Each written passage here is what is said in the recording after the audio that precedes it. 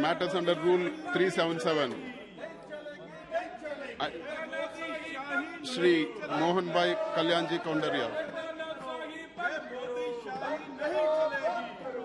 Shri Mohan Mandavi ji. Hello hello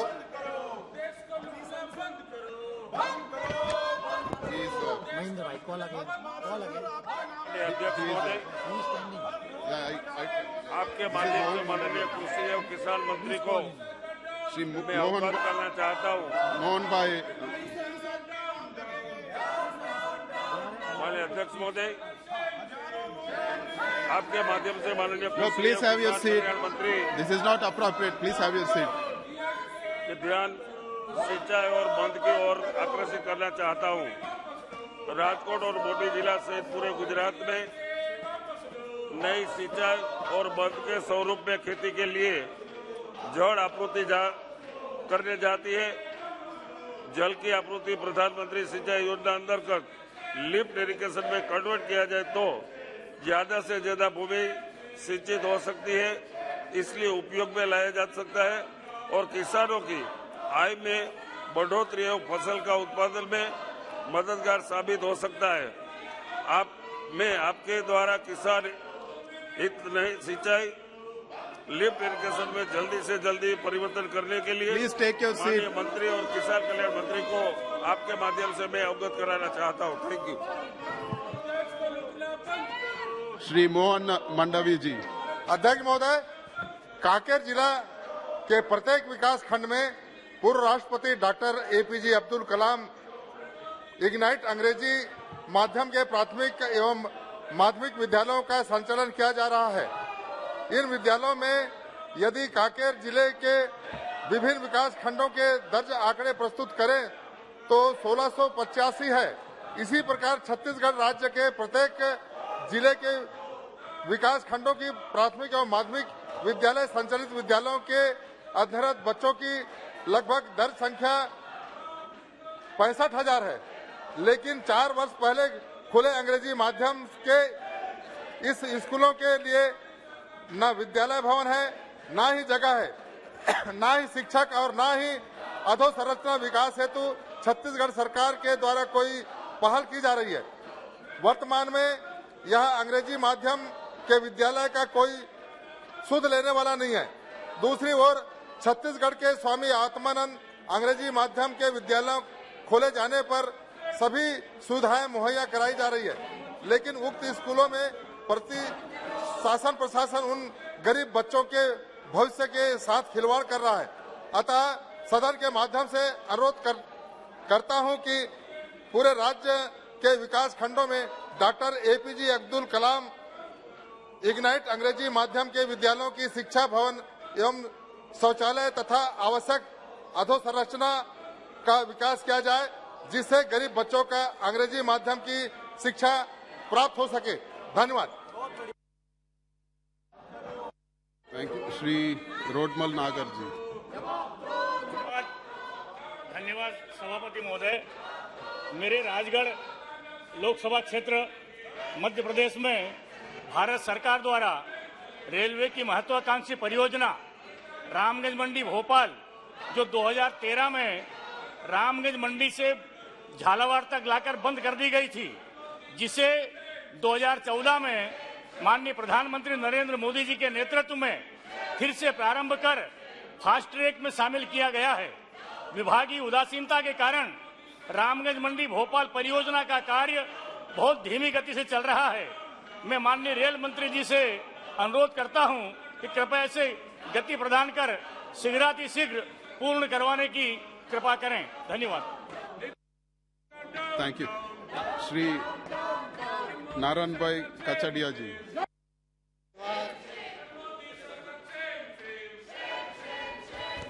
बहुत बहुत धन्यवाद सभापति महोदय। मैं आपका ध्यान आकर्षित करना चाहता हूं कि मेरे संसदीय क्षेत्र अंतर्गत नेशनल हाईवे NH 351 महुआ सावरकुंडला अमरेली वड़िया जैतपुर, जो कि 2015 में प्रधानमंत्री जी के द्वारा घोषित की गई थी, इसका काम बहुत धीमी गति से चल रहा है। उसका अलाइनमेंट फरवरी 2019 में फाइनल हुआ। जिसका NSAI के अनुसार ट्रैफिक कम होने की वजह से 4 लेन में तब्दील करने के लिए रिजेक्ट कर दिया गया था। उसके बाद मैंने अधीक्षक इंजीनियर के साथ मीटिंग की और उनकी समीक्षा बताई। उनकी ओर से 9, 10 और 11 नवंबर 2021 को वापस ट्रैफिक सर्वे किया गया, जिसमें अमरेली और सावरकुंडला के बीच 1200 PCU के ज्यादा ट्रैफिक आया था। सर्वे के अनुसार ट्रैफिक 4 लेन का मालूम पड़ा है। इसके पहले जो ट्रैफिक सर्वे कराया गया था तो लॉकडाउन की वजह से ट्रैफिक कम आया था, इसीलिए उसको रिजेक्ट कर दिया गया था। परंतु ये फरवरी और मार्च के 2021 में अगर ये रिपोर्ट देखी जाए तो 4 लेन का ट्रैफिक मिला हुआ है। तो दूसरा ये कि अभी हाल ही में जो रोड है वो 10 मीटर की है और अभी से जो वार्षिक योजना की घोषणा हुई है इसमें भी ये रोड 10 मीटर का बन रहा है। तो महोदय, मैं आपको ये रोड पूरे जिले के लिए मात्र एक ही रोड है, तो गुजरात पिपावाव पोर्ट का जोड़ते हो, ये कई उद्योग है, GIDC भी है। अंत में मैं आपसे माध्यम से माननीय मंत्री जी से आग्रह करता हूँ कि इस रोड को नए रूप से 45 मीटर का जमीन अधिग्रहण किया और 4 लेन बनाया जाए, क्योंकि ये अमरेली जिले की मेरे क्षेत्र के मात्र एक ही नेशनल हाईवे है। इसका ट्रैफिक भी ज्यादा है। अभी जो घोषणा हुई है इसमें सिर्फ पैसा खर्च होगा, ट्रैफिक के सुधार नहीं होगा। तो इस रोड का जनहित में और अगले समय को ध्यान में रखते हुए बनाया जाए, जिससे पैसा की बर्बादी ना हो। धन्यवाद। डॉक्टर रमेश चंद बिंती।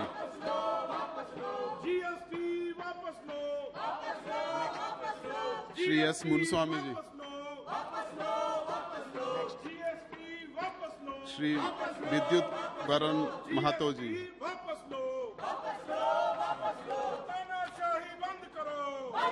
श्री सुधाकर तुकाराम शरंगे जी। अध्यक्ष महोदय, लातूर स्टेशन पर पिट लाइन बनाने की मांग बहुत पुरानी है, पर मैं जब भी लातूर स्टेशन से नई रेल आरंभ किए जाने का अथवा यात्री की सुविधाओं के बारे में मैं कोई मांग उठाता हूं तो मुझे यही जवाब दिया जाता है कि स्टेशन पर आवश्यक service line please be seated. यह संभव नहीं है। इस कारण इट्स वेरी इंपॉर्टेंट। यहाँ पर कोई नई रेल शुरू नहीं की गई है। लातूर स्टेशन पर यात्री व बाल आवागमन विगत कई सालों से काफी बढ़ गया है। रेल कोच फैक्ट्री के शुरू होने के जाने से यहाँ यात्री सुविधाओं के तत्काल विस्तार किया जाने की आवश्यकता है महसूस किया जा सकता है। पीट लाइन के बन जाने से केवल यात्रियों की मांग और आवश्यकता के अनुरूप यहाँ से नई रेल शुरू करने की सुविधा हो पाएगी। अपितु मराठवाड़ा के लोगों को देश के विभिन्न स्थानों से जोड़ना संभव हो जाएगा। अतः मैं सरकार से अनुरोध करता हूँ कि लातूर स्टेशन पर पीट लाइन के निर्माण हेतु आवश्यक धनराशि का प्रदान कर इसका निर्माण कार्य अतिशीघ्र पूरा किया जाएगा। मराठवाड़ा जनता की मांग है लातूर स्टेशन से नई रेल शुरू करना तथा अन्य यात्री की सुविधाओं का विस्तार किया जाना संभव हो सके। धन्यवाद। श्री भागीरथ चौधरी जी। सभापति महोदय, आपने मुझे 377 अंतर्गत अविलंब महत्व के विषय पर बोलने का अवसर दिया, बहुत बहुत धन्यवाद। मेरे अजमेर संसदीय क्षेत्र राजस्थान में स्थित किशनगढ़ हवाई अड्डे से वर्तमान में दिल्ली, अहमदाबाद, हैदराबाद, इंदौर, सूरत एवं मुंबई की नियमित हवाई सेवाएं चल रही है, लेकिन देश के अन्य प्रमुख शहरों के लिए नियमित उड़ानें प्रारंभ नहीं होने से एयरपोर्ट का अधिकाधिक एवं समग्र उपयोग नहीं हो पा रहा है।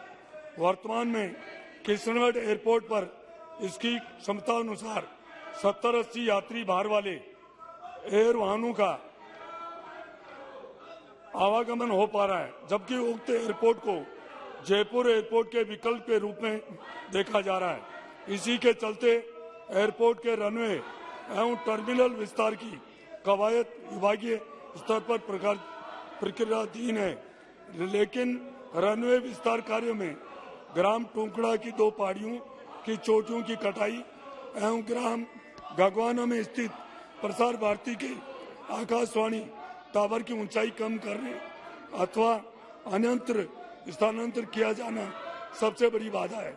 हालांकि उक्त दोनों ही अड़चनों को दूर करने के लिए एयरपोर्ट अथॉरिटी एवं राज्य सरकार के द्वारा भौगोलिक सर्वेक्षण के साथ साथ 2 बार प्रशासनिक स्तर पर सर्वे भी कराया जा चुका है और वर्तमान में उक्त दोनों पहाड़ियों की कटाई के लिए वन विभाग की एनओसी एवं आकाशवाणी के टावर के स्थानांतरण की पत्रावली विभागीय स्तर पर स्वीकृत हेतु विचाराधीन है।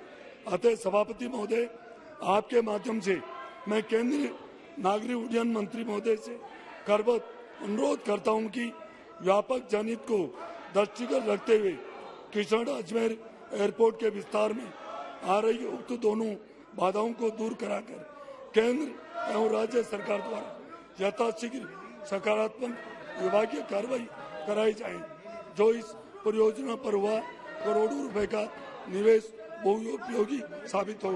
धन्यवाद। Thank you. Shri Unmesh B Patil जी।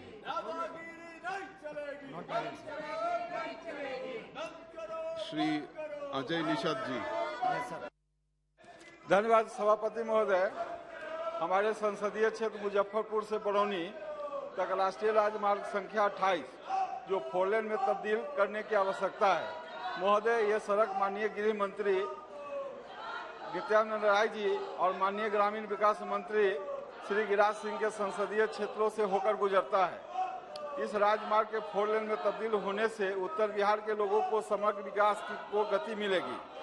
उक्त राजमार्ग को 4 लेन में तब्दील करने से चिर परिचित मांग जो माननीय सड़क परिवहन एवं राष्ट्रीय राजमार्ग मंत्री श्री नितिन गडकरी से व्यक्तिगत तौर से भी अवगत हैं। माननीय मंत्री जी ने स्वयं मुजफ्फरपुर की एक सभा में मेरी मांग को मंच पर से हजारों लोग की उपस्थिति में इसको 4 लेन में तब्दील करने की घोषणा भी की थी, लेकिन लंबे इंतजार के बाद इस सड़क में उठाए गए सकारात्मक कदम के चर्चा के अलावा भौतिक रूप से अभी तक कुछ काम होता नहीं दिख रहा है। ऐसे समय में जब माननीय मंत्री जी श्री नितिन गडकरी के नेतृत्व में हम सड़क के क्षेत्र में 20 कीर्तिमान स्थापित कर रहे हैं, जिस पर पूरे देश को नाज हो रहा है, ऐसे में जमीन पर कोई कार्रवाई दिखाई नहीं दे रहा है, जिससे आमजनों को आक्रोश है। मैं आपके माध्यम से माननीय सड़क परिवहन एवं राष्ट्रीय राजमार्ग मंत्री जी से मांग करना चाहूंगा कि जनहित में यथाशीघ्र राष्ट्रीय राजमार्ग संख्या 28 को कार्यान्वयन की प्रक्रिया को मूर्त रूप दिया जाए। बहुत बहुत धन्यवाद। श्रीमती रमा देवी जी। समय पर पहुंच गए। माननीय सभापति महोदय, मैं सदन का ध्यान लोहार समाज की समस्या की ओर आकृष्ट कराना चाहती हूँ।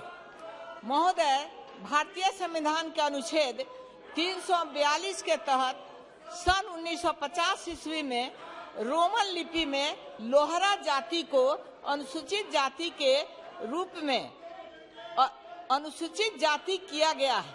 जिस तरह से केरल में केरला, कर्नाटक में कर्नाटका, योग को योगा इत्यादि लिखा जाता है, इसी तर्ज पर लोहार को संविधान में लोहरा लिखा गया। लेकिन सन 1906 में संविधान संशोधन अधिनियम 48/2006 के द्वारा लोहरा का हिंदी रूपांतर लोहरा कर दिया गया, जिसके कारण लोहार समाज को मिलने वाला अनुसूचित जनजाति का अधिकार छिन गया। क्योंकि बिहार में लोहरा और लोहार नाम का कोई जाति निवासी नहीं करती है, ऐसी परिस्थिति में लोहार समाज के लोग अपने मूल अधिकार से वंचित हो रहे हैं। बिहार में लोहरा या लोहरा जाति नहीं पाई जाती और न ही लोहरा के निवास, जनसंख्या एवं भूमि संबंधित दस्तावेज ही बिहार सरकार के पास उपलब्ध है। अतः सदन के माध्यम से सरकार से अनुरोध होगा कि संविधान संशोधन अधिनियम 48/2006 को रद्द करते हुए आवश्यक कार्रवाई की जाए, जिससे लोहार जाति को पूर्व की भांति अनुसूचित जाति के रूप में खोया हुआ अधिकार उसको मिल सके। धन्यवाद, बहुत बहुत धन्यवाद। श्रीमती रीति पाठक जी। गुंडा टैक्स बंद करो। श्री विष्णु दयाल राम जी। धन्यवाद सभापति महोदय। मैं आपका ध्यान एक अति महत्वपूर्ण विषय की ओर आकृष्ट कराना चाहता हूं कि पलामू संसदीय क्षेत्र के अंतर्गत गढ़वा जिला के भवनाथपुर के सेल के 1180 हेक्टेयर भूमि पर केंद्र सरकार द्वारा राष्ट्रीय औद्योगिक गलियारा विकास कार्यक्रम NICDC के तहत अमृतसर कलकत्ता इंडस्ट्रियल प्रोजेक्ट का झारखंड राज्य में इंटीग्रेटेड मैन्युफैक्चरिंग क्लस्टर स्थापित करने का प्रस्ताव विचाराधीन है। उक्त संबंध में NICDC के मुख्य कार्यपालक पदाधिकारी एवं प्रबंध निदेशक भारत सरकार श्री अमृतलाल मीणा ने झारखंड सरकार एवं उपायुक्त डिप्टी कमिश्नर गढ़वा को पत्र लिखकर उक्त भूमि पर 6 बिंदुओं पर प्रतिवेदन की मांग की थी। उक्त स्थान पर इंटीग्रेटेड मैन्युफैक्चरिंग क्लस्टर की स्थापना से झारखंड राज्य के बुनियादी ढांचे में परिवर्तन संभावित है एवं राज्य का संतुलित विकास में भी बहुत बड़ा योगदान होगा एवं उद्योग के साथ साथ बड़े पैमाने पर लोगों को रोजगार भी मिल सकेगा, जिससे गढ़वा जिला जो आकांक्षी जिलों की सूची में आता है, आकांक्षी जिलों की सूची से निकल सकेगा एवं अन्य विकसित जिलों की सूची में आ खड़ा होगा। अतः आपके माध्यम से केंद्र सरकार से मैं मांग करता हूं कि झारखंड सरकार से बातचीत कर उक्त स्थान पर इंटीग्रेटेड मैन्युफैक्चरिंग सेंटर की स्थापना हेतु अग्रतर कार्रवाई कराने की कृपा करें। धन्यवाद।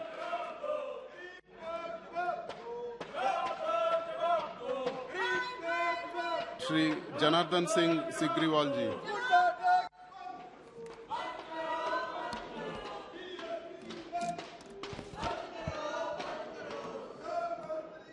सभापति महोदय, पहले तो मैं आपको धन्यवाद करता हूं क्योंकि आपने 377 पर बोलने का मौका दिया है। सभापति महोदय, बिहार राज्य अंतर्गत सारण प्रमंडल के जिला सारण एवं जिला सीवान में परिसीमित मेरा लोकसभा क्षेत्र महाराजगंज है। इसी प्रमंडल में भारत के प्रथम राष्ट्रपति भारत रत्न डॉक्टर राजेंद्र प्रसाद जी, देश को दूसरी आजादी दिलाने वाले लोकतंत्र के रक्षक भारत रत्न लोक जयप्रकाश नारायण जी एवं महान शिक्षाविद मौलाना मजरूर हक साहब की जन्मस्थली एवं कर्मस्थली रहा है। ऐसे महान विभूतियों की जन्मस्थली एवं कर्मस्थली तथा मेरे लोकसभा क्षेत्र की जनता को शिक्षा के क्षेत्र में अधिक से अधिक आधुनिक अवसर उपलब्ध कराने की अति आवश्यकता है। सभापति महोदय, बिहार तो ऐसे ही अति पिछड़ा राज्य है, उसमें भी मेरा लोकसभा क्षेत्र हर क्षेत्र में बहुत ही पिछड़ा है, विशेषकर शिक्षा के क्षेत्र में। आज हमारी सरकार शिक्षा के क्षेत्र में आमूल चूल एवं क्रांतिकारी परिवर्तन के साथ शिक्षा पद्धति को आगे बढ़ा रही है। इसी क्रम में शिक्षा मंत्रालय के द्वारा 2024 तक देश के सभी प्रखंडों में PM श्री स्कूल के नाम से आदर्श स्कूलों का उन्नयन करने का निर्णय लिया गया है। यह बहुत ही लाभकारी एवं जनहितकारी योजना है। इसलिए मैं भी चाहता हूं कि इस योजना के तहत मेरे लोकसभा क्षेत्र के सभी प्रखंडों जैसे पन्नापुर, तरैया, मसरक, बनियापुर, लहलादपुर, एकमा, मांझी, जलालपुर, भगवानपुर हाट, महाराजगंज, बसंतपुर, लकड़ी नवीगंज एवं गोड़िया कोठी के एक एक विद्यालय को चयनित कर उक्त योजना के तहत अपग्रेड किया जाए।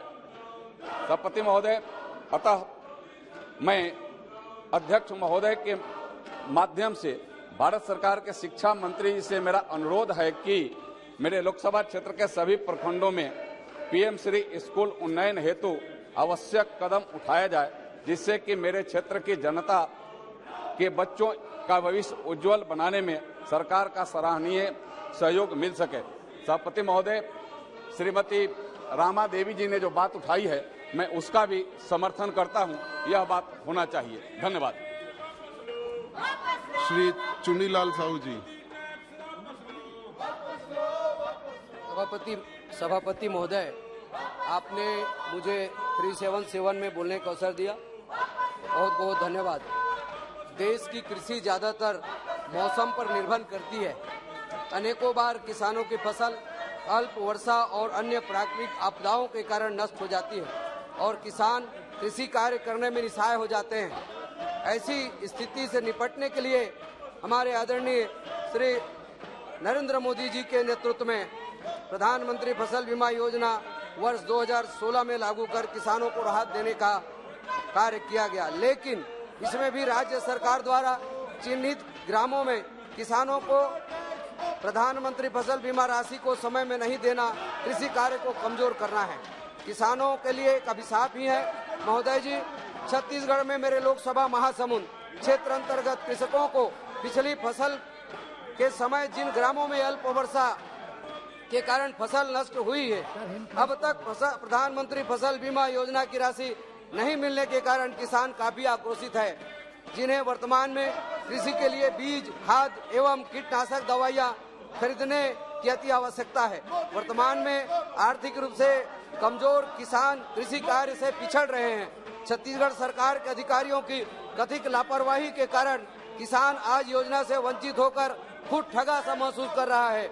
अतः सरकार से निवेदन है कि उक्त विषय को गंभीरता से लेते हुए राज्य छत्तीसगढ़ के किसानों को मिलने वाली प्रधानमंत्री फसल बीमा योजना की राशि अति शीघ्र प्रदान कराने हेतु निर्देशित करे, ताकि किसानों को अपने कृषि कार्य करने में उक्त योजना का लाभ समय पर मिल सके। धन्यवाद सभापति महोदय। श्री सुदर्शन भगत जी। सभापति महोदय, जैसा कि आपको विदित है, मेरे संसदीय क्षेत्र लोहरदगा जनजाति बहुल ग्रामीण आबादी वाला क्षेत्र है। आर्थिक रूप से पिछड़ा है। यहाँ शिक्षा और स्वास्थ्य सेवाओं की बेहतरी के लिए प्रयास जारी है। आदरणीय महोदय, मैं आपका ध्यान यहाँ के युवाओं की खेल प्रतिभा की ओर आकर्षित करना चाहूँगा। मेरे संसदीय क्षेत्र अंतर्गत गुमला एवं लोहरदगा जिलों के खिलाड़ी खेलों के क्षेत्र में देश का मान बढ़ा चुके हैं। आज भी अनेक राष्ट्रीय टीमों में यहाँ के युवक युवतियाँ खेल रहे हैं। मेरे संसदीय क्षेत्र में फुटबॉल, हॉकी, एथलेटिक्स आदि खेलों का परंपरागत रूप से प्रचलन है। विशेषकर बेटियों की बात करूं तो उन्होंने अनेकों कीर्तिमान स्थापित किए हैं। खेल की अपार प्रतिभाओं से संपन्न यहाँ के युवा आधुनिक खेल परिसरों के अभाव में अभ्यास करते हैं। इन्हें यदि उचित वातावरण और अत्याधुनिक खेल परिसर एवं प्रशिक्षण मिल जाए तो हमारे क्षेत्र के खिलाड़ी विश्व स्तरीय प्रतिस्पर्धा, ओलंपिक सहित अन्य खेलों में देश का मान बढ़ा सकेंगे।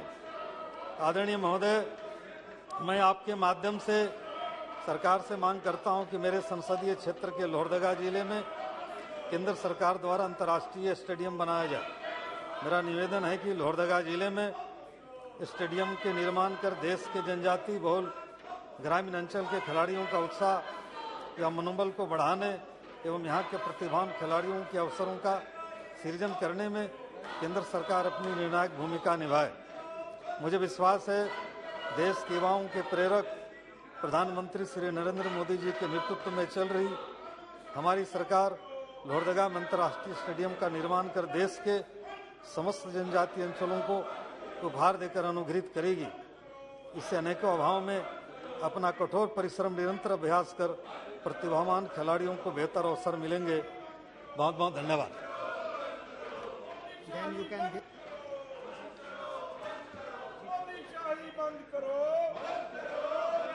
श्री विद्युत बरन महतो जी।